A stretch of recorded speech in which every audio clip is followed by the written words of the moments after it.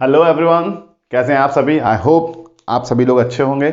और जैसा कि आप देख रहे हैं कि हमने लास्ट लेक्चर में पढ़ा हुआ था modes of failure of gravity dam हमने स्टार्ट किया हुआ था, जिसमें से हमने failure due to overturning and failure due to sliding ये हमने कंप्लीट कर दिए थे। आज जो हमारे बचे हुए पार्ट हैं failure due to compression and failure due to tension, ये वाले पोर्शन हम यहां पर कंप्लीट करेंगे। और टेंशन वाले पोर्शन से एक क्वेश्चन पूछा जाता है, कंप्रेशन वाले क्वेश्चन से एक फॉर्मूला पूछा जाता है। तो ये दोनों चीजें हमें देखने वाले हैं। तो वन बाय वन हम स्टार्ट करेंगे। सबसे पहले हम स्टार्ट करेंगे कंप्रेशन फेल्योर या क्रशिंग फेल्योर के लिए कि किस तरीके से एनालिसिस हमें करना है। ठीक है, तो मोड्स ऑफ फेल्योर में हम सबसे पहले जो बात करने वाले हैं वो किसकी बात करने वाले हैं, वो हम बात करने वाले हैं क्रशिंग फेल्योर की। तो तीसरा पॉइंट हम यहां पर स्टार्ट कर रहे हैं, फेल्योर ड्यू टू कंप्रेशन, जिसे हम बोलते हैं क्रशिंग फेल्योर। जिसे हम क्या बोलते हैं, क्रशिंग फेल्योर। जैसा कि आप जानते हैं कि जो डैम होता है, वो जो डैम बना हुआ है वो हमारा किससे बना हुआ है, वो हमारा बना हुआ है कंक्रीट से। और यदि हम कंक्रीट की बात करते हैं तो कंक्रीट का जो डैम होगा वो कहीं ना कहीं कंप्रेशन फोर्स के अंदर होगा या नहीं। और कंप्रेशन फोर्स के अंदर मटेरियल क्या होता है, वीक हो जाएगा और मटेरियल कहीं ना कहीं फेल्योर हो जाता है। तो एक्चुअली जो ये फेल्योर है वो मटेरियल का फेल्योर है, डिजाइनिंग का फेल्योर नहीं है, मटेरियल के कारण होने वाला यह फेल्योर हम यहां पर कंसीडर करते हैं। ठीक है, तो अगर हम बात करते हैं dam will fail in compression because of failure of its material, failure of its material। Basically जो डैम का फेल्योर हो रहा है कंप्रेशन में वो किसके कारण हो रहा है, इसके मटेरियल के फेल्योर के कारण हो रहा है। और अगर हम बात करें, अगर इस फेल्योर से बचना है, to avoid this failure, avoid this failure, the stresses in dam material should not exceed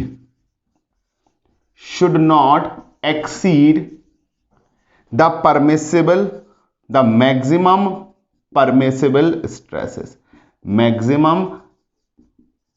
permissible stresses.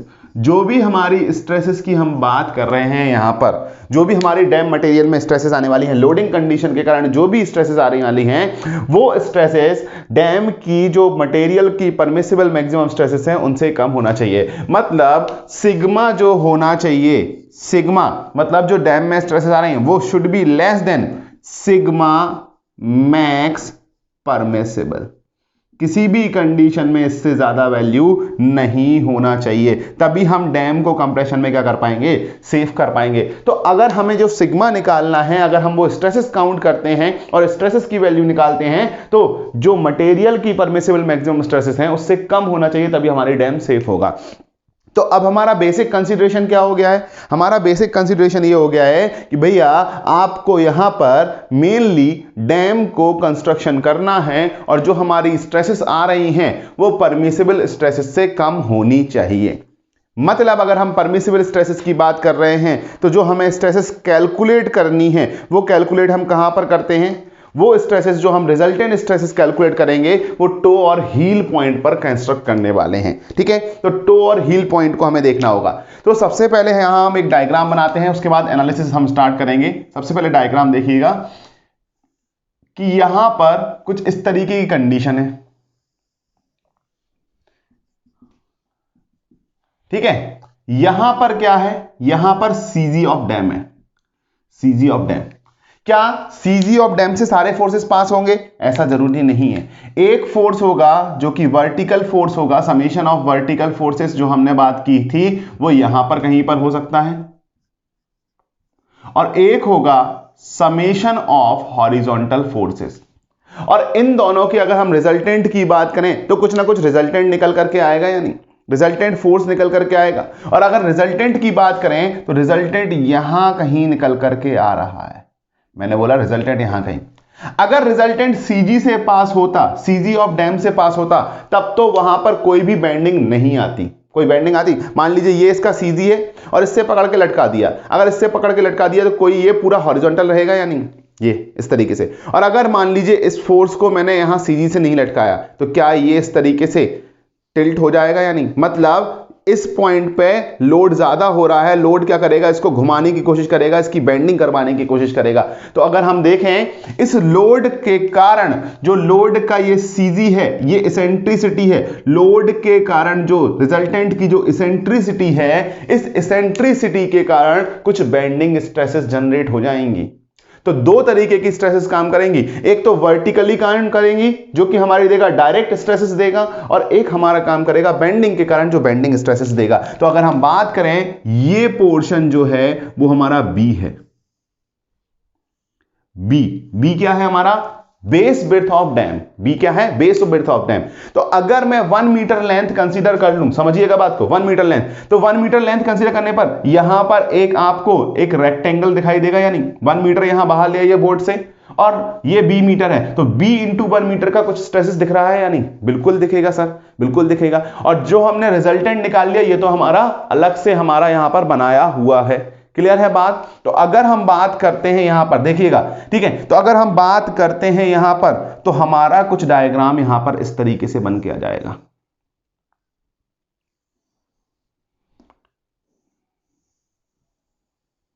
ये 1 मीटर लेंथ मैंने जो कंसीडर की है, ये 1 मीटर लेंथ वो दिखा रहा हूं जो कि परपेंडिकुलर टू द बोर्ड आ रही है हमारी बाहर की साइड, ठीक है। तो अगर हम बात करें तो ये डिस्टेंस कितनी है? बी मीटर, और ये डिस्टेंस कितनी है? 1 मीटर, जो कि हमने कंसीडर की हुई है।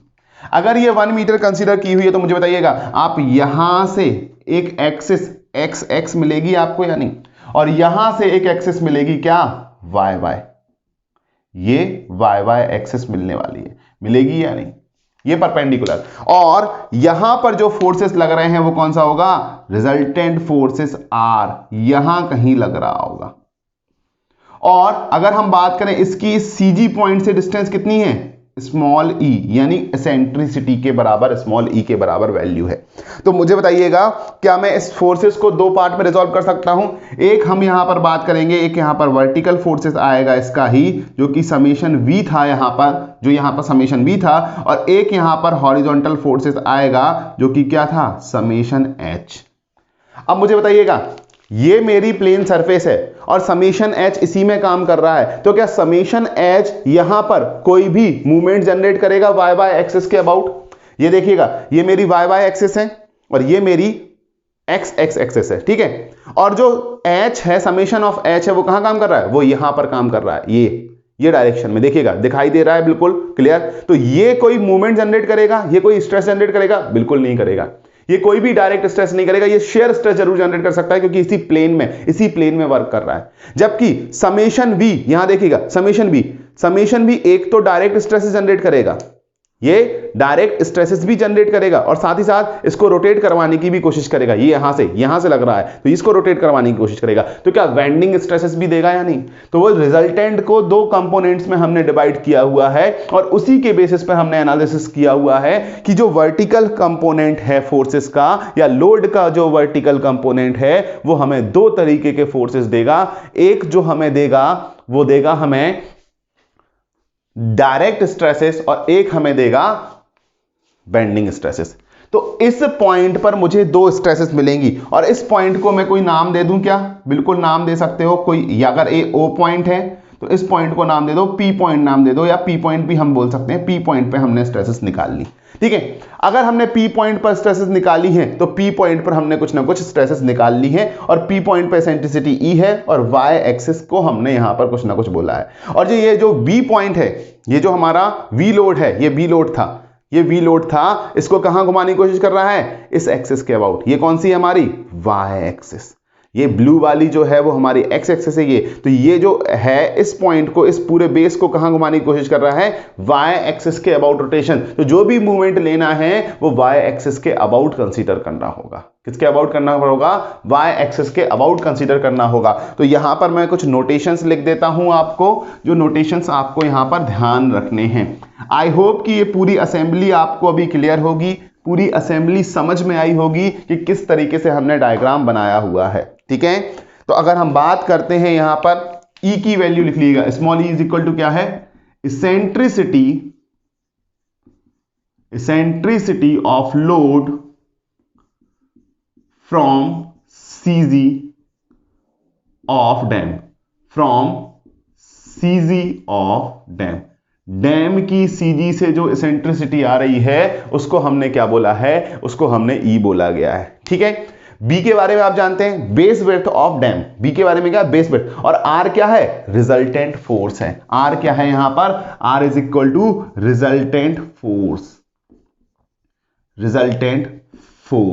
रिजल्टेंट फोर्स की हमने यहां पर बात की हुई है। यह बात सभी को क्लियर है। तो अगर हम बात करें, ठीक है, तो हम एनालिसिस कर रहे हैं, तो हम लिखेंगे analysis of base of dam by considering 1 metre length, और जो 1 मीटर लेंथ हमने कंसीडर की हुई है वो कहां पर कंसीडर की हुई है, 1 metre length perpendicular to the board, यहां पर आपको दिख रही होगी। ठीक है, तो अगर 1 मीटर लेंथ कंसीडर की हुई है तो अगर हम लिखना चाहें तो क्या हम ऐसा लिख सकते हैं, the stresses due to resultant acting on the base of dam by considering the 1 metre length. तो अब मुझे बताइएगा, इस पॉइंट पे आपको दो तरीके की चीजें मिलेंगी। क्या, एक मिलेगी जो रिजल्टेंट स्ट्रेसेस, अगर हम बात करें, पी पॉइंट को उठा लेता हूं मैं, और पी पॉइंट पे एक तो हमारा वर्टिकल यहां पर लग रहा है समेशन वी, ठीक है, और वर्टिकल कहां लग रहा है, ये पॉइंट है CG, और CG से E डिस्टेंस पे काम कर रहा है, कुछ ऐसा पोर्शन बन रहा है या नहीं, E डिस्टेंस पे काम कर रहा है। तो एक तो ये जो रिजल्टेंट स्ट्रेसेस हम बात करेंगे, इस पॉइंट पर रिजल्टेंट स्ट्रेसेस की बात करें तो दो तरीके की स्ट्रेस मिलेंगी। तो रिजल्टेंट स्ट्रेसेस अगर हम बात करें, ठीक है, तो अगर हम लिखें तो stresses due to resultant acting on base, ठीक है, यहां पर क्या काम कर रहा था, आपका R काम कर रहा है। इस R रिजल्टेंट के कारण जो भी वहां पर बेस पर जो स्ट्रेसेस जनरेट हो रही है उसकी हम बात कर रहे हैं, हम बोलेंगे रिजल्टेंट स्ट्रेसेस या resultant is equal to stresses, या हम लिख सकते हैं resultant force is equal to, या रिजल्टेंट स्ट्रेसेस लिख लीजिएगा, चलिए, resultant stresses is equal to कौन कौन सी होंगी, direct stresses plus bending stresses, और अगर हम direct stress plus bending stress की बात करें तो क्या इसको सिग्मा R से रिप्रेजेंट कर सकते हैं, और ये क्या होगा, सिग्मा D डायरेक्ट स्ट्रेसेस, और ये क्या होगा, बेंडिंग स्ट्रेसेस, सिग्मा B की बात करेंगे। लेकिन ये आया कैसे है, ये ध्यान रखना, कभी भी आप स्ट्रेसेस को डायरेक्टली समेशन नहीं करते हैं। क्या स्ट्रेसेस को डायरेक्टली समेशन किया जा सकता है, दो स्ट्रेसेस एक पॉइंट पर समेशन, नहीं, इनको एरिया के फॉर्म में लिखना होगा। तो सबसे पहले यहां पर एनालिसिस का जो इक्वेशंस बनेगा वो कैसे बनेगा, वो देख लीजिएगा कि resultant stresses is equal to area कौन सा है हमारा, एरिया जिस पे काम कर रहा है, तो किस एरिया पे काम कर रहा है, B/1 पे काम कर रहा है, is equal to direct stresses sigma D। अब सिग्मा D किस एरिया पर काम कर रहा है, इनटू एरिया। अगर एरिया की बात करें तो क्योंकि फोर्स के फॉर्म में लिखना है, तो resultant force is equal to direct stress का फोर्स होगा और बेंडिंग स्ट्रेस का जो फोर्स होगा उनका हम बात करेंगे कॉम्बिनेशन होगा। तो सिग्मा D इनटू, अगर हम सिग्मा D की बात करते हैं तो बताइएगा सिग्मा B, जो सिग्मा D है वो सिग्मा D को निकालने के लिए क्या हम ऐसा लिखा जा सकता है, मुझे ये बताइएगा कि सिग्मा D जो है वो कितने एरिया पे काम कर रहा है, क्या B/1 एरिया पे काम कर रहा है, यानी ये भी किस पे काम कर रहा है, B/1 एरिया पे। क्योंकि जो डायरेक्ट स्ट्रेसेस आएंगी, ये पूरा सरफेस है, यहां पर आ रहा है लोड, इस लोड क्या है, इस पूरे एरिया पर काम कर रहा है, इसलिए load stress is equal to क्या होता है, लोड अपॉन एरिया। और अगर हमें फोर्स निकालना है डायरेक्टली, तो हम फोर्स निकालने के लिए क्या करेंगे, स्ट्रेस इंटू एरिया का मल्टीप्लाई कर देंगे, और स्ट्रेस इंटू एरिया हमने यहां पर निकाला हुआ है। अब हम बात करेंगे बेंडिंग स्ट्रेसेस की। तो बेंडिंग स्ट्रेसेस कहां पर काम कर रही हैं, बेंडिंग स्ट्रेसेस भी किस एरिया पे काम कर रही हैं, बी इंटू वन एरिया पर काम कर रही हैं, बी इंटू वन एरिया पर। तो अगर हम देखें तो इन तीनों को कैंसिल आउट कर दिया जाए, यहां पर इसको, यहां पर इसको, यहां पर इसको, तो क्या हमारा इक्वेशन केवल इतना सा निकल के आएगा, sigma R is equal to sigma D plus sigma B.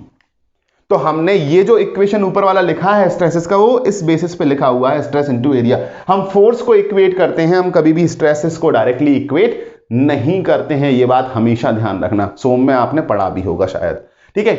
अब यहां पर क्वेश्चन आता है, सर ये डायरेक्ट स्ट्रेसेस और बेंडिंग स्ट्रेसेस निकालेंगे कैसे हम रिजल्टेंट स्ट्रेस निकालने के लिए, सर ये बेंडिंग स्ट्रेसेस डायरेक्ट स्ट्रेस निकालेंगे कैसे, बेंडिंग।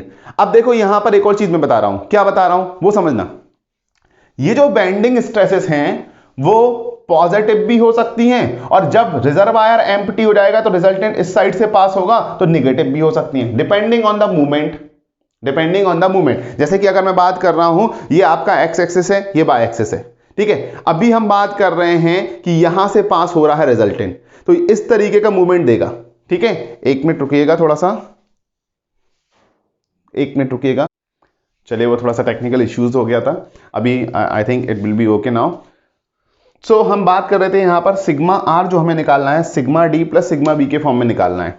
तो सबसे पहले तो हम इसको इक्वेशन नंबर 1 नाम दे देते हैं, क्योंकि हमें इसी इक्वेशन से सारा काम करना है। अब आपको पता होगा सिग्मा डी की वैल्यू, अगर सिग्मा डी की वैल्यू निकालना है तो सिग्मा डी जो हमारा है वो डायरेक्ट स्ट्रेसेस हैं, और डायरेक्ट स्ट्रेसेस क्या होता है, load upon area, load upon area. तो अगर हम बात करें तो सिग्मा डी की वैल्यू क्या यहां से निकाली जा सकती है, summation V load upon area B into one. क्या यहां से हमने सिग्मा डी की वैल्यू निकाल ली है, बिल्कुल आप यहां पर बिल्कुल आसानी से सिग्मा डी की वैल्यू निकाल सकते हैं, लोड इंटू एरिया।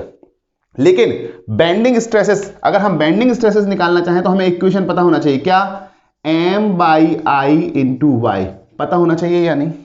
साथ ही साथ हम बात कर रहे थे यहां पर कि जो हमारा स्ट्रेसेस हैं वो मूवमेंट के बेसिस पर, अगर हम बात करें, ये हमारा एक्स वाई एक्सिस है रेड वाला, और ये हमारा ब्लैक वाला जो है एक्स एक्सिस है, तो यहां से अगर मूवमेंट आया तो क्लॉकवाइज हो सकता है, यहां से मूवमेंट आया कुछ और हो सकता है। तो क्या मूवमेंट के बेसिस पर जो हमारी स्ट्रेसेस हैं वो बेंडिंग स्ट्रेसेस प्लस माइनस कुछ भी हो सकती हैं या नहीं, प्लस माइनस कुछ भी हो सकती हैं। जो मूवमेंट आया पॉजिटिव भी हो सकता है, नेगेटिव भी हो सकता है, और उसी के बेसिस पे प्लस माइनस कुछ भी हो सकती है।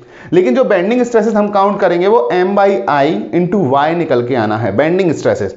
अब एम क्या है, एम है मूवमेंट, एम क्या है, मूवमेंट। और अगर हमें मूवमेंट निकालना है तो मूवमेंट निकालने के लिए आप मुझे बताइएगा, क्या मूवमेंट आप आसानी से कैलकुलेट कर सकते हैं या नहीं, मूवमेंट आसानी से कैलकुलेट कर सकते हैं या नहीं। अगर मूवमेंट कैलकुलेट करना हुआ तो यहां से हम जो डायग्राम बनाए हुए थे, कहां गया, साफ कर दिया क्या मैंने, चलिए देखते हैं। ये हमारा था समेशन ऑफ वी, और यहां पर क्या था, सीजी, और सीजी से डिस्टेंस कितना था, ई। और अगर हमें सेंट्रॉइड एक्सिस के अबाउट अगर हमें निकालना है movement around Y Y, Y Y axis के अबाउट मूवमेंट निकालना है, तो एम इज इक्वल टू क्या है, movement around Y Y axis, Y Y axis, Y Y axis के अबाउट मूवमेंट निकालना तो कितना हो जाएगा, summation V into E, load into distance, यही होगा वाई वाई के अबाउट लोड इंटू डिस्टेंस, और लोड इंटू डिस्टेंस क्या है, समेशन वी इंटू ई, हो जाएगा या नहीं। लेकिन आई क्या है, मूवमेंट ऑफ इनर्शिया, और अगर हम आई की बात करें वो आई मूवमेंट ऑफ इनर्शिया भी वाई वाई एक्सिस के अबाउट निकालना होगा, तो हम निकालेंगे आई इज इक्वल टू क्या है, मूवमेंट ऑफ इनर्शिया अराउंड, या हम लिख सकते हैं about Y Y axis, about Y Y axis. और वाई वाई एक्सिस के अबाउट निकालना है तो हमें फॉर्मूला पता है क्या, बी डी क्यू अपॉन 12। हमने बी डी क्यू अपॉन 12 क्यों लगाया, क्योंकि हमें एक रेक्टेंगुलर मिल रहा है। यहां पर बी की वैल्यू जो होगी वो कितना होगी, 1, और डी की वैल्यू वो कितना होगी, बी क्यू अपॉन 12 निकल करके आएगा।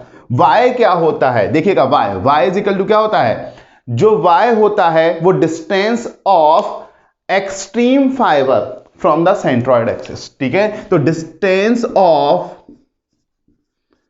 एक्सट्रीम फाइबर, एक्सट्रीम पॉइंट या एक्सट्रीम फाइबर भी हम लिख सकते हैं फ्रॉम सेंट्रॉइड, और सेंट्रॉइड की बात करें यहां क्या मान रहे हैं हम, y एक्सिस मान करके चल रहे हैं। y एक्सिस से तो हम लिखेंगे क्या, y की वैल्यू b/2 हो जाएगी या नहीं, बिल्कुल हो जाएगी साहब, y की वैल्यू b/2। तो क्या सिग्मा b की वैल्यू मैं यहां पर ये सारी वैल्यू यहां पर रख देता हूं, तो m की वैल्यू कितना है, summation v into E upon i की वैल्यू कितना है 1 into BQ upon 12 into y की वैल्यू कितना है b/2 निकाली है हमने। तो अगर मैं इस इक्वेशन को सॉल्व करता हूं तो यहां b से b कैंसिल, तो अपॉन में क्या आएगा b², अपॉन में क्या आएगा b²। तो हम क्या लिख सकेंगे, सिग्मा v इंटू ई, और इसमें क्या लिखा 6, क्योंकि ये 12 और ये 6, तो एक बार 6 कैलकुलेट होकर ऊपर आएगा अपॉन b²। ये वैल्यू निकल करके आ गई यानी, यस और नो, सभी मुझे बता दिएगा, इतना क्लियर है सभी को, ये वैल्यू निकल करके आ गई। अगर ये वैल्यू निकल करके आ गई है तो हम इक्वेशन 1 से चलते हैं। तो फ्रॉम इक्वेशन 1, और इक्वेशन 1 क्या क्या बोलती है, sigma r is equal to क्या होगा, सिग्मा d डायरेक्ट स्ट्रेसेस वो कितनी थी, summation v upon v into 1 था या नहीं, प्लस सिग्मा b यानी बेंडिंग स्ट्रेसेस वो कितनी है, summation v into E into 6 upon b², और हमने क्या बोला था ये प्लस माइनस लिखा था यानी।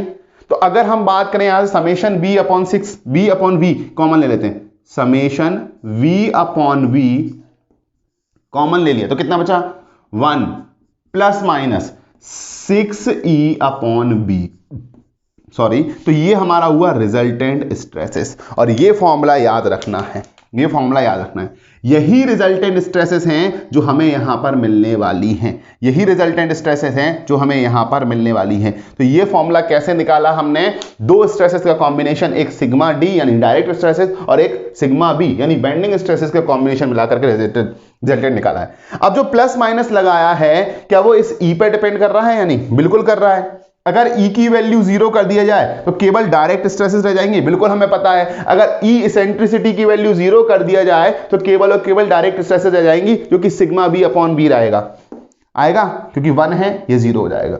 और अगर E की वैल्यू मैक्सिमम कर दिया जाए, E की वैल्यू मैक्सिमम यानी b/2 के बराबर रख दो साहब, b/2 के बराबर रख दो, कुछ ना कुछ स्ट्रेसेस आएंगी या नहीं। तो वो पॉइंट हमारा क्या है जहां पर स्ट्रेसेस मैक्सिमम हो सकती हैं या मिनिमम हो सकती हैं, या तो वो पॉइंट टो है या तो वो पॉइंट हील है। तो हमें जो स्ट्रेसेस का जो वेरिएशंस ये देखने मिल रहा है सिग्मा आर, ये सिग्मा आर कहां निकालना है, टो या हील पॉइंट पे निकालना है, और ये या तो फिर मैक्सिमम है या फिर मिनिमम है। बस वही स्ट्रेसेस हमें मिलेंगी, क्योंकि मैक्सिमम का मतलब है प्लस साइन और मिनिमम का मतलब होगा माइनस साइन, यहां पर निकल के आएगा, ठीक है। तो अगर हम निकालना चाहें, इस फॉर्मूले को बिल्कुल ध्यान रखना है, और कैसे कैलकुलेट किया है वो हम यहां पर बात कर रहे हैं, बिल्कुल ध्यान रखना है, भूलना बिल्कुल भी नहीं है, ठीक है। अभी मैं इसको भी साफ कर देता हूं अब। तो अब यहां पर देखिएगा सिग्मा आर, अगर हम बात कर रहे हैं स्ट्रेसेस, अब देखिएगा अगर मैंने बोला कि आपको एक साइड से 3 किलो न्यूटन खींच रहा है, एक साइड से 5 किलो न्यूटन, आप कहां जाएंगे 5 किलो न्यूटन, रिजल्टेंट कहां जाएगा 5 किलो न्यूटन की साइड जाएगा, और रिजल्टेंट का 5 किलो न्यूटन की साइड जाना क्या दर्शा रहा है, रिजल्टेंट मतलब जो फोर्स ज्यादा बड़ा होगा उस साइड रिजल्टेंट जाएगा। तो अगर रिजल्टेंट अगर टो के पास से पास हो रहा है, तो देखो टो यानी 5 किलो न्यूटन, हील यानी 3 किलो न्यूटन, और रिजल्टेंट कहां से पास हो रहा है, टो के पास से, मतलब टो पे लगने वाली स्ट्रेसेस रिजर्वायर फुल कंडीशन में मैक्सिमम होंगी या नहीं। ये जो डायग्राम बना कब बना, रिजर्वायर फुल कंडीशन में, रिजर्वायर फुल कंडीशन में। तो इस कंडीशन में हम बात कर रहे हैं मैक्सिमम, रिजल्टेंट कहां से पास हो रहा है, टो के पास से हो रहा है पास, और टो के पास से पास हो रहा है मतलब टो पर आने वाली स्ट्रेसेस मैक्सिमम होंगी। और रिजल्टेंट हील से पास अगर हो रहा होगा, हील के पास से पास होगा रिजल्टेंट, मतलब हील पे आने वाली स्ट्रेसेस मैक्सिमम होंगी। तो यहां पे ये बताइए प्लस साइन हम किसके लिए यूज करेंगे, टो के लिए और हील के लिए। यहां पर हम किसके लिए करेंगे, टो के लिए यूज करने वाले हैं, ठीक है। तो अगर हम बात करेंगे ऑन टो साइड, तो हम बात करेंगे sigma R at toe will be maximum is equal to कितना हो जाएगा, summation V upon V into 1 plus 6e/b निकल के आएगा। और अगर हम बात करेंगे ऑन किसकी साइड, हील साइड की बात करेंगे तो यहां पर निकल के आएगा sigma R at heel minimum आएगा, क्या आएगा, मिनिमम। वो कितना आएगा, summation v upon v 1 minus 6e/b निकल करके आएगा। और जैसे ही e की वैल्यू 0 रख दोगे क्या समेशन v/b केवल बचेगा, यानी डायरेक्ट स्ट्रेसेस ही बचेंगी या नहीं। तो ये दोनों पॉइंट आपसे पूछे जाते हैं। ये कब है, in reservoir full condition, reservoir full condition की बात कर रहे हैं, तब इस तरीके की स्ट्रेसेस बन करके आ रही हैं। अगर मैंने बोल दिया रिजर्वायर एम्प्टी कंडीशन हो गया, तो क्या ये रिजल्टेंट शिफ्ट होकर के इस साइड आ जाएगा, हील के पास आ जाएगा। और रिजल्टेंट अगर शिफ्ट हो गया तो उस कंडीशन में स्ट्रेसेस रिवर्सल हो जाएंगी। तो जो सिग्मा आर एट मैक्सिमम होगी वो कहां पर हो जाएगी, हील पर, और सिग्मा आर मिनिमम जो होगी वो कहां पर हो जाएगी, टो पर। किस कंडीशन में, रिजर्वायर के, अगर हम बात करें रिजर्वायर में जो है एम्प्टी कंडीशंस में। तो इतनी बातें क्लियर हुई, पहले तो मुझे ये बताइएगा सभी को इतनी बातें क्लियर हुई या नहीं। आई होप कि इतनी बातें क्रिस्टल क्लियर हो चुकी होंगी। अब मैं आगे की कुछ और अच्छी बातें बता रहा हूं यहां से रिलेटेड, ठीक है, जो आपके आगे भी एनालिसिस में काम आने वाले हैं, ठीक है। तो वो क्या बातें हैं वो सुनिएगा। पहले आपने निकाल लिया एट पॉइंट हील पे, आपने निकाल लिया है टो पे और हील पे, या इसको ऐसा भी लिख सकते हैं sigma R maximum at the rate of toe, sigma R minimum at the rate of heel. लेकिन कई बार पूछ लेता है कि अगर b/6 है तो स्ट्रेस डायग्राम कैसा बनेगा। वैल्यू b/6 के बराबर कर दी तो स्ट्रेस डायग्राम कैसा बनेगा, या b/6 से ज्यादा है b/6 से कम है तो स्ट्रेस डायग्राम कैसा बनेगा। तो देखिएगा यहां पर मैं डिफरेंट तरीके से स्ट्रेस डायग्राम बनाने की कोशिश कर रहा हूं, ठीक है, बेस का, ठीक है। अगर हमने बोला E की वैल्यू लेस देन b/6 है, अगर लेस देन नहीं, पहले हम लगते हैं ग्रेटर देन, चलिए लेस देन लगते हैं, लेस देन b/6 है। अगर E की वैल्यू b/6 से कम है तो ध्यान रखना ये E की वैल्यू b/6 से कम, क्या आप इसको थोड़ा सा और मॉडिफाइड करके इस तरीके से लिख सकते हो, sigma b upon v 1 plus E upon b/6 लिखा जा सकता है, यानी इस तरीके से भी लिखा जा सकता है, बिल्कुल लिखा जा सकता है। तो देखिए E की वैल्यू b/6 से कम, b/6 से कम, मतलब ये पूरा पैरामीटर 1 से कम, ऊपर b/6 से कम वैल्यू है, नीचे ज्यादा वैल्यू है, तो ये 1 से कम आएगा। और 1 पॉइंट समथिंग कुछ, तो बताइएगा अभी भी स्ट्रेसेस मैक्सिमम कहां हुई, टो पॉइंट पे हुई या नहीं। ये टो पॉइंट पर जो स्ट्रेसेस होंगी वो मैक्सिमम हमने बोल दिया, सिग्मा आर मैक्सिमम होगा कहां पर, टो पॉइंट पर। लेकिन क्या हील पॉइंट पर अगर हम बात करें तो ये क्या, ये समेशन v/b 1 माइनस e/b/6 लिखा जाएगा या नहीं। और देखिए जब भी हमने b/6 से कम वैल्यू रखी तो ऊपर 2 नीचे 3, 1 से कम वैल्यू, 1 से कम value 1 minus something, 1 minus something यानी 1 के लगभग बराबर होगी। क्या ये वैल्यू कभी 0 हो पाएगी हील पर, ये वैल्यू कभी भी 0 नहीं हो पाएगी, 0 से हमेशा क्या रहेगी, ज्यादा रहेगी। तो ध्यान दीजिएगा यहां पर जो स्ट्रेस डायग्राम बनेगा वो कुछ इस तरीके से बनने वाला है। और पॉजिटिव का मतलब यहां पर मैं लिखूंगा कंप्रेशन को शो कर रहा है, और निगेटिव का मतलब जो मैं लिखूंगा टेंशन को शो कर रहा है। किसको शो कर रहा है, टेंशन को। टेंशन स्ट्रेसेस या टेंसाइल स्ट्रेसेस को हम शो कर रहे होते हैं। क्लियर है बात। तो पॉजिटिव यानी कंप्रेशन, निगेटिव यानी टेंशन। तो एक कंडीशन हमने पढ़ी, जब E की वैल्यू b/6 हुआ तो स्ट्रेस डायग्राम, बेस का जो फाउंडेशन है उसका स्ट्रेस डायग्राम की बात कर रहे हैं, वो स्ट्रेस डायग्राम कुछ इस तरीके से बना। कई बार ये स्ट्रेस डायग्राम डायरेक्टली ऑब्जेक्टिव में पूछ लिए जाते हैं, ध्यान रखिएगा। तो ये हील पॉइंट है और ये हमारा टो पॉइंट है। अगर उसने बोल दिया ई की वैल्यू by6 कर दी है साहब, कर देते हैं, by6 कर दो।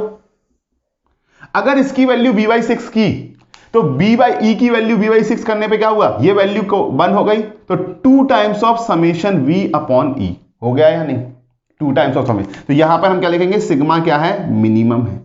ठीक है, तो अगर हम बात करेंगे यहां पर सिग्मा की वैल्यू हो गई है मैक्सिमम साहब, कहां पर, टो पॉइंट पर। और सिग्मा मैक्सिमम की वैल्यू कितना निकल के आई है साहब, वो भी कई बार पूछ लेता है, तो ध्यान रखना sigma maximum at the rate of toe होगा, लेकिन कितना निकल के आएगा, 2 times of summation v upon v निकल करके आएगा, 2 times of summation v upon v। मतलब वहां पर बेंडिंग स्ट्रेसेस ज्यादा देखने की जरूरत नहीं है, आप सिंपली डबल कर दीजिएगा, डबल कर दीजिएगा किसका, डायरेक्ट स्ट्रेसेस का। तो ऐसे ऑब्जेक्टिव बना के पूछ लेता है कि अगर E की वैल्यू by6 के बराबर हो गई है तो टो पॉइंट पर स्ट्रेसेस कितना होगी, बस यहां E की वैल्यू by6 रखना, 2 समेशन v by v, या वो लिख देगा डायरेक्ट स्ट्रेसेस के बराबर होगी, 2 टाइम्स ऑफ डायरेक्ट स्ट्रेसेस के बराबर होगी, 3 टाइम्स ऑफ डायरेक्ट स्ट्रेसेस के बराबर होगी, या 4 टाइम्स ऑफ डायरेक्ट स्ट्रेसेस के बराबर हो सकती है। तो आपको बताना होगा क्या होगा।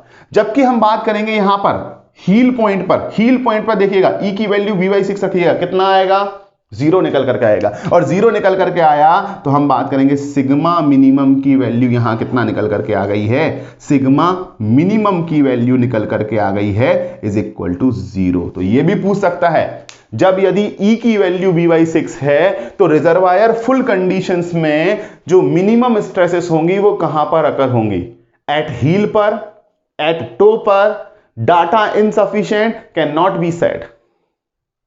इस तरीके से आपसे क्वेश्चन पूछेगा, तो आपको बताना है जब E की वैल्यू by6 के बराबर हो रही है साहब, तब सिग्मा मिनिमम हो रहा है हील पर, और वो कितना हो रहा है, 0 हो रहा है।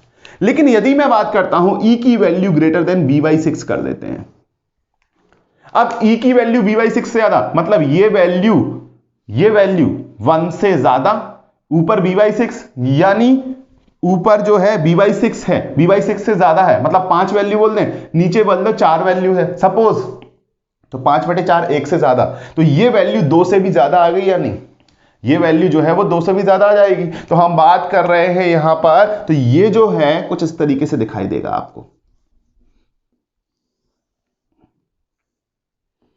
इसको हम सिग्मा मैक्सिमम ही लिख रहे हैं, क्योंकि अभी हमें नहीं पता है वो 2 से ज्यादा कितना ज्यादा होगा, तो सिग्मा मैक्सिमम लिख रहे हैं वहां पर। ठीक है, लेकिन यहां पर देखिएगा ये वैल्यू, क्या यहां पर वैल्यू 1 से ज्यादा निकल करके आएगी, E की वैल्यू by6 से ज्यादा, मतलब 5 वैल्यू सपोज मान लो, और by6 बराबर 4 है, तो 5/4 1 से ज्यादा, तो ये पूरा पैरामीटर क्या नेगेटिव निकल के आ गया, स्ट्रेसेस एट हील उस पॉइंट पे नेगेटिव, और नेगेटिव का मतलब है टेंशन फेल्योर हो जाएगा या नहीं, क्या होगा, फेल्योर। तो अगर हम बात करते हैं तो यहां पर कुछ इस तरीके से सिग्मा मिनिमम निकल करके आएगा, और वेरिएशन कुछ इस तरीके से होगा। तो ध्यान रखिएगा, ये कभी मत बोलिएगा कि ये पॉइंट सेंटर पे सीजी के पास आएगा, आप कहीं भी डिसाइड नहीं कर सकते हैं जब तक आपके पास एक्यूरेट डाटा ना हो। तो ये भी पॉजिटिव है, ये क्या है, निगेटिव हो गया है, और ये क्या है, पॉजिटिव हो गया है। तो सबसे क्रिटिकल कंडीशन कब हुई, सबसे क्रिटिकल कंडीशन हो रही है जब E की वैल्यू by6 से ज्यादा हो रही है, मतलब रिजल्टेंट जो है वो CG से by6 से ज्यादा से पास नहीं होना चाहिए, चाहे वो CG के राइट हैंड साइड से हो, चाहे वो CG के लेफ्ट हैंड साइड से हो, by6 से ज्यादा वैल्यू पर पास नहीं होना चाहिए। अगर by6 से ज्यादा वैल्यू पर पास हुआ, by6 से ज्यादा वैल्यू पर पास हुआ तो क्या हो गया, टेंशन क्रैक्स जनरेट हो जाएंगे हमारे स्ट्रक्चर के अंदर, तो अब टेंसाइल फेल्योर होना स्टार्ट हो जाएगा, टेंसाइल फेल्योर। तो अगला फेल्योर हमें क्या पढ़ना है, टेंसाइल फेल्योर ही तो पढ़ना है। तो क्या तुमने टेंसाइल फेल्योर पढ़ लिया या नहीं, अभी बात समझ में आई। अब जैसे जैसे यहाँ पर टेंसाइल फेल्योर होंगे तो यहाँ क्रैक्स जनरेट होंगे, और ये क्रैक्स जो होंगे वो टो साइड पे मूव करना स्टार्ट कर देंगे, टो साइड पे मूव करना स्टार्ट कर देंगे, और धीरे धीरे इस सेक्शंस को कम करते जाएंगे, जो इफेक्टिव सेक्शन है वो कम होता जाएगा, और अल्टीमेटली मटेरियल फेल हो जाएगा, किसमें,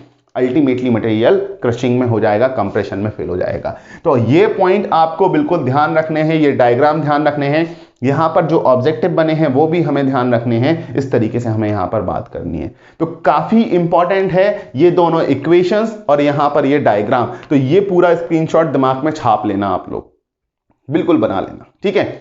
अब हम बात कर रहे हैं रिजर्वायर एम्प्टी कंडीशंस की। सपोज हमने क्या बात की, इन रिजर्वायर एम्प्टी कंडीशन।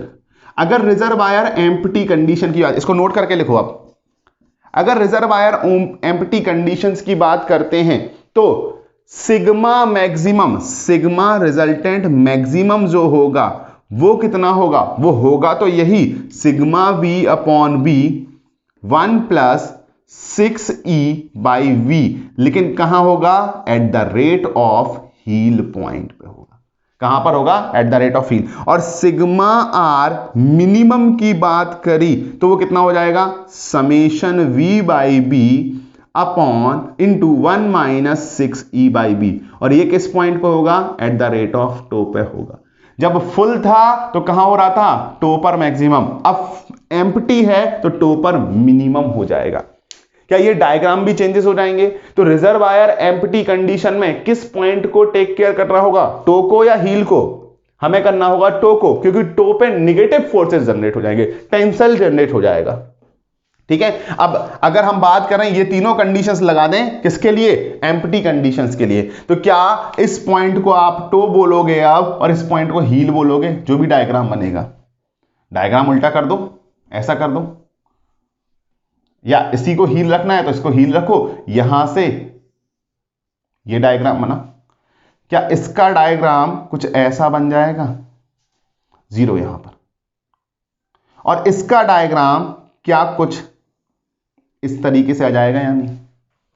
जो रेड वाले हैं वो रिजर्वायर एम्प्टी कंडीशन के डायग्राम हो गए हैं, और जो ब्लू वाले हैं वो रिजर्वायर फुल कंडीशंस के। आप इसमें मत बनाना, आप अलग से ही बनाना, अगर बनाना है अलग से। तो अगर पूछेगा रिजर्वायर एम्प्टी कंडीशन में टेंसाइल फेल्योर कहां से स्टार्ट होगा, हील पॉइंट से या टो पॉइंट से, आप क्या बोलेंगे, रिजर्वायर एम्प्टी कंडीशन में टो पॉइंट से होगा। बट रिजर्वायर फुल कंडीशन में टेंशन क्रैक्स कहां से जनरेट होंगे, वो हील पॉइंट से जनरेट होंगे। कहां से जनरेट होंगे, हील पॉइंट से जनरेट होंगे, क्योंकि वहां पर नेगेटिव स्ट्रेसेस जनरेट हो जाएंगी, मतलब टेंसाइल स्ट्रेसेस बन के आ जाएंगी। तो मैंने जैसा कि बोला था, ये बहुत ही एक इंपॉर्टेंट पैरामीटर है कंप्रेशन या क्रशिंग फेल्योर। तो इतना जो अभी तक हमने पढ़ा है वो सारा एक एनालिसिस था, वो सारा का सारा क्या था, एक एनालिसिस था। लेकिन उस एनालिसिस के जो रिजल्ट हैं वो मैंने इस बोर्ड पर सभी पूरे रिजल्ट लिखे हुए हैं, और यहां से क्वेश्चन पूछता है, कई बार क्वेश्चन ये भी पूछ लेता है कि समेशन ऑफ वर्टिकल फोर्सेस दे दिया, विड्थ दे दी, एसेंट्रिसिटी दे दी, बोला का मैक्सिमम और मिनिमम स्ट्रेसेस निकाल के बताओ। तो ये फॉर्मूला आपको लगाने होंगे, मिनिमम और मैक्सिमम के लिए ये फॉर्मूले आपको लगाने होंगे। तो फॉर्मूले भी बहुत इंपॉर्टेंट है जो कि आपको याद रखने हैं, जो कि क्या रखने हैं, याद रखने हैं। तो यहां पर इस तरीके से हम अपना कंप्रेशन या क्रशिंग फेल्योर वाला पॉइंट कंप्लीट कर रहे हैं। क्लियर हुई बात? आई होप जो भी डाउट हो कमेंट सेक्शन में बिल्कुल बेझिझक बताइएगा, आपके डाउट सॉल्व करने की पूरी कोशिश की जाएगी। ठीक है, और आई होप कि डाउट कम से कम आ रहे होंगे, ऐसा मेरा मानना है। ठीक है, तो अब हम पढ़ेंगे नेक्स्ट अपना tensile mode of failure. Tensile mode of failure, और ध्यान रखना जो हमने लिखा हुआ था, क्या सिग्मा की वैल्यू जो है परमिसिबल से कम, मतलब ये सिग्मा मैक्सिमम जो भी आ रहा है कंप्रेसिव में वो परमिसिबल से कम आना चाहिए, जो भी परमिसिबल वैल्यू है उससे कम आना चाहिए। अगर ये उससे ज्यादा हो गया कंप्रेशन में भी, तब भी यहां पे भी फेल्योर, ये क्रश हो जाएगा, ये टूटना स्टार्ट हो जाएगा, यहां से क्रशिंग स्टार्ट हो जाएगी, तो मटेरियल यहां से फेल होना स्टार्ट होगा। इसलिए हमें इसको भी लिमिटेड रखना है, ऐसा नहीं कि बहुत ज्यादा हो जाएगा तो यहां पर फेल्योर, हाँ यहां पर भी फेल्योर हो सकता है बहुत ज्यादा हो जाएगा तो वो कंडीशन। अब देखिएगा टेंसाइल मोड ऑफ फेल्योर की बात कर रहे हैं तो रिजर्वायर फुल कंडीशन की बात करेंगे। ठीक है, तो अगर हम बात करेंगे, एक minute,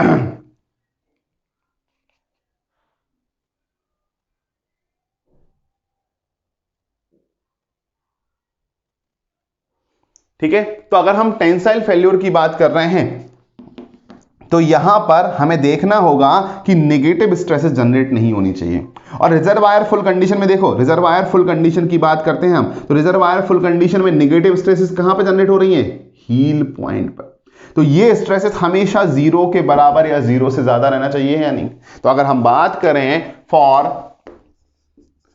no tension failure, no tension failure, no tension failure के कंडीशन में जो सिग्मा मिनिमम है वो हमारी sigma minimum at the rate of heel point should be greater than equal to 0, मतलब वहां पर टेंसाइल स्ट्रेसेस जनरेट नहीं होना चाहिए। तो अगर हम सिग्मा मिनिमम की बात करें तो कितना है, सिग्मा मिनिमम का हमारा कितना था, summation V by V 1 minus 6e by B should be greater than equal to 0, होना चाहिए या नहीं, होना चाहिए। तो अगर हम बात करते हैं समेशन वी बाई बी, तो ये वाला टर्म यहां ले जाओ, 0 से नीचे हो गया, तो 1 minus 6e by B should be greater than equal to 0, होना चाहिए या नहीं, यस और नो। अगर हम बात करते हैं तो यहां पर 1 should be greater than equal to 6e by B, होना चाहिए या नहीं। और e की वैल्यू निकाल लो, तो e की वैल्यू क्या होना चाहिए, अगर हम बात करते हैं तो e की वैल्यू क्या होना चाहिए, e यहां पर है, b को यहां ले आओ, 6 को नीचे ले आओ, तो e की value should be less than equal to b by 6। तो ये कंडीशन ध्यान रखना है। जो भी इसेंट्रिसिटी थी फॉर नो टेंशन फेल्योर, अगर टेंशन फेल्योर नहीं चाहते हैं आप, तो इसेंट्रिसिटी b/6 बेस विड्थ के 1/6 से कम होना चाहिए। अब इसेंट्रिसिटी की बात करें तो देखिएगा आपने क्या पढ़ा हुआ था, वो थोड़ा सा देख लीजिएगा। ये हमारी बेस विड्थ थी, ये क्या थी, बेस विड्थ। अगर बेस विड्थ है तो ये हमारा बी पॉइंट है, तो अगर हम बात करते हैं b/2 या सीधी हमने मान लिया b/2 ये पॉइंट है, ठीक है, ये कौन सा है, b/2 पॉइंट है। तो हमारा जो रिजल्टेंट पास होना चाहिए वो रिजल्टेंट यहां से b/6 और यहां से भी कितना b/6, इन्हीं पोर्शंस में पास होना चाहिए। ये हमारा सीजी ऑफ डैम है और यहां से हमारा रिजल्टेंट पास होना चाहिए, मतलब या तो रिजल्टेंट इस पॉइंट से पास होना चाहिए या रिजल्टेंट इस पॉइंट से पास होना चाहिए। इसके अलावा कहीं से भी रिजल्टेंट पास नहीं होना चाहिए। तो जो रिजल्टेंट है वो b/6 और b/6। अगर हम इस b/6 को देखते हैं तो बताइए क्या b/6 और b/6 मिलाकर के b/3 हो जाते हैं या नहीं। और ये भी क्या हो गया है, बचा हुआ, ये b/3 हो गया है, क्योंकि b/6 ये है, बचा हुआ पोर्शन b/3 हो जाएगा। b/2 में से b/6 माइनस कर दो, ये जो पोर्शन है तो b/2 था, ये पूरा b/2 था, उसमें से b/6 माइनस कर दीजिएगा। अगर आप बोल रहे हैं इसको x मान लीजिए, चलो, तो x की वैल्यू आपको निकालना है, तो b/2 माइनस b/6, और b/2 माइनस b/6 क्या, 6 2 3, और ये हो जाएगा b/3, तो x की वैल्यू b/3, और यहां पर भी x की वैल्यू कितना निकल के आएगी, b/3। तो एक क्वेश्चन पूछा जाता है, जो रिजल्टेंट है वो कहां से पास होना चाहिए, near the b/3 distance near the heel, b/3 distance near the toe, और मिडिल b/3 1/3 ऑफ स्ट्रिप। तो देखिएगा पूरे स्ट्रिप को 1/3 1/3 और 1/3 में, तो जो रिजल्टेंट पास होना चाहिए वो मिडिल 1/3 स्ट्रिप से पास होना चाहिए। कहां से पास होना चाहिए, मिडिल 1/3 स्ट्रिप, और मिडिल 1/3 अगर स्ट्रिप से पास हो रहा है तो हमारा टेंशन में फेल्योर में सेफ रहेगा। ये बात क्लियर हुई या नहीं, ये बात सभी को क्लियर हुई या नहीं। तो इसको कहा जाता है मिडिल थर्ड रूल। क्या कहा जाता है, मिडिल थर्ड रूल, ठीक है। तो अगर हम बात करें कि from this condition, from above analysis it is clear, from it is concluded that resultant must pass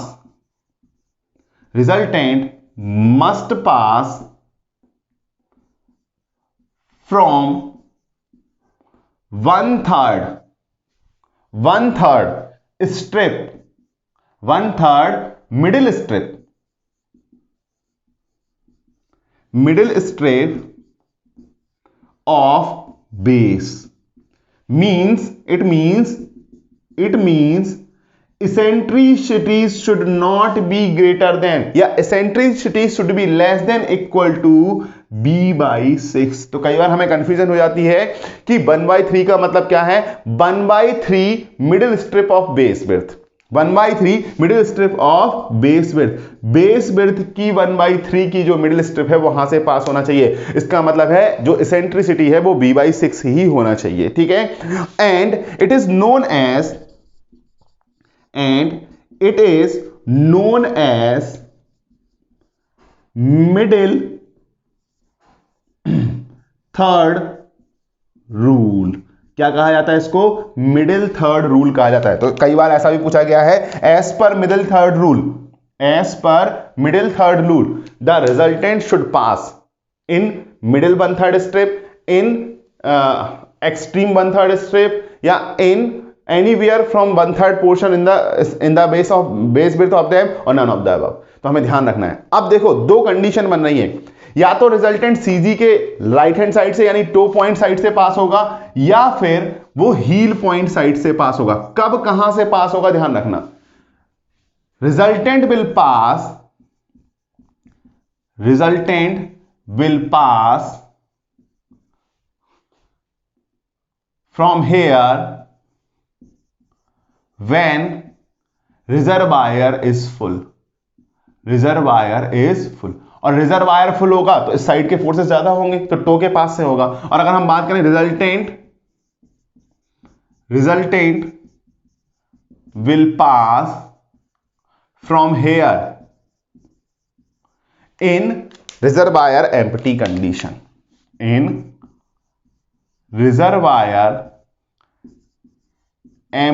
condition.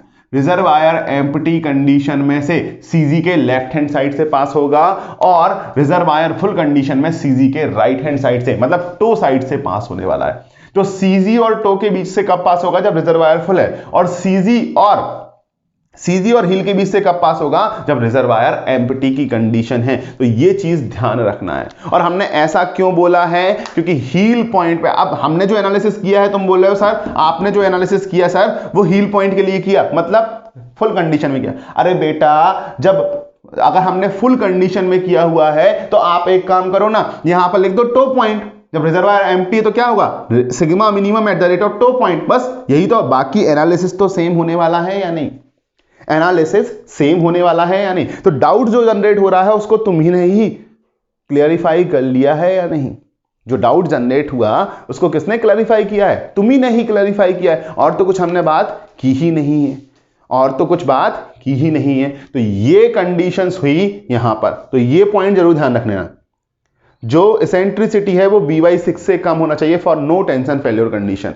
और इस एनालिसिस से हमें पता चला कि मिडिल थर्ड रूल से क्या होता है और वहां से पास होना चाहिए, ठीक है।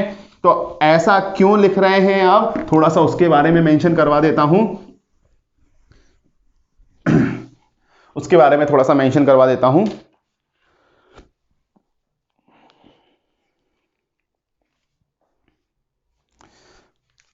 Generally, dams are made of concrete which are weak in tension. Hence, gravity dam should be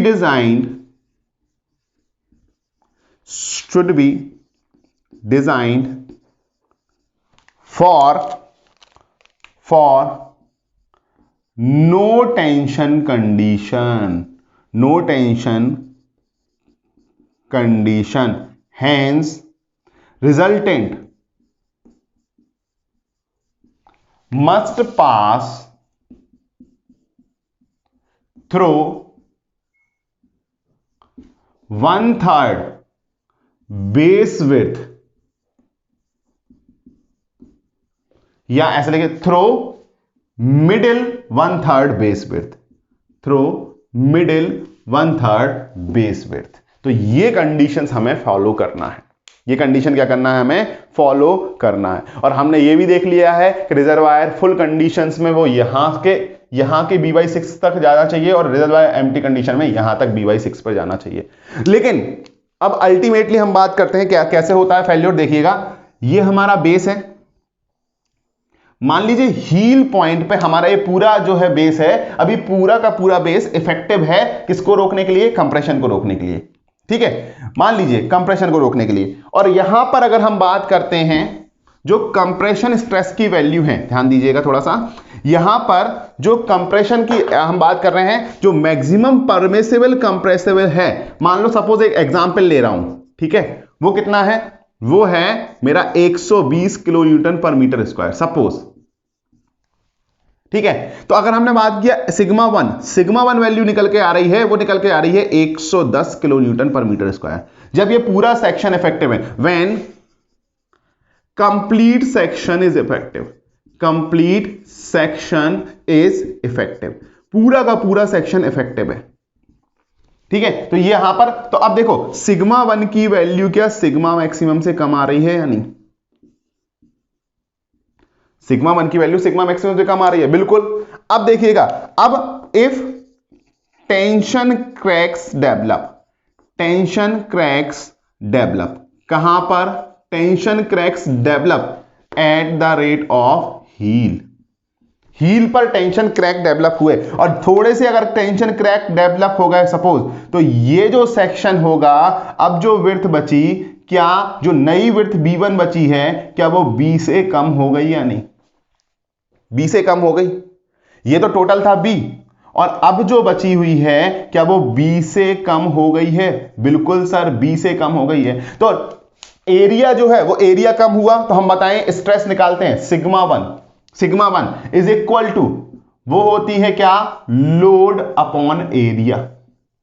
और अगर मुझे बताइएगा एरिया कम हुआ तो स्ट्रेसेस बढ़ जाएंगी, बढ़ेंगी या नहीं? तो लेट्स से कि अब जो सिग्मा वन की वैल्यू हो गई है वो 115 kilo newton per metre square हो गई है, अभी भी इफेक्टिव है, which is less than sigma maximum, जो कि सिग्मा मैक्सिमम से क्या है? कम है। ठीक है, चलो साहब, कोई दिक्कत नहीं है।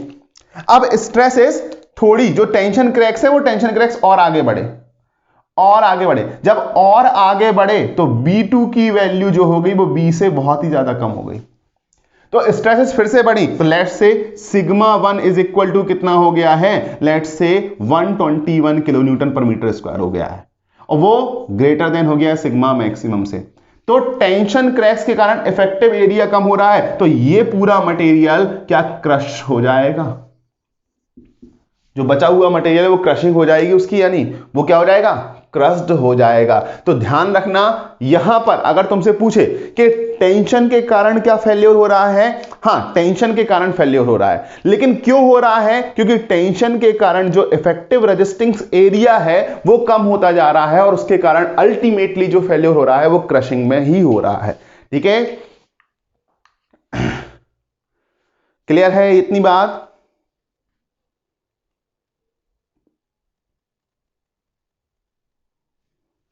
ठीक है, तो हम लिखेंगे इसमें एक नोट बना करके, ये एग्जाम्पल के फॉर्म में बताया मैंने, कुछ भी वो नहीं है। ठीक है, एग्जाम्पल के फॉर्म में बताया, तो एक नोट बना करके लिखेंगे,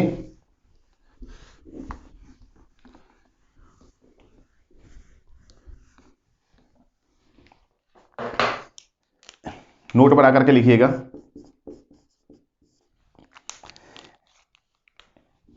इन tensile mode of failure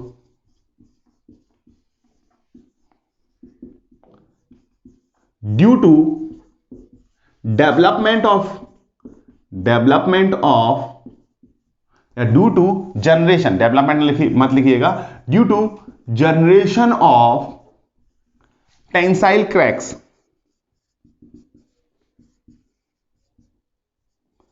effective resisting section decreases, and due to which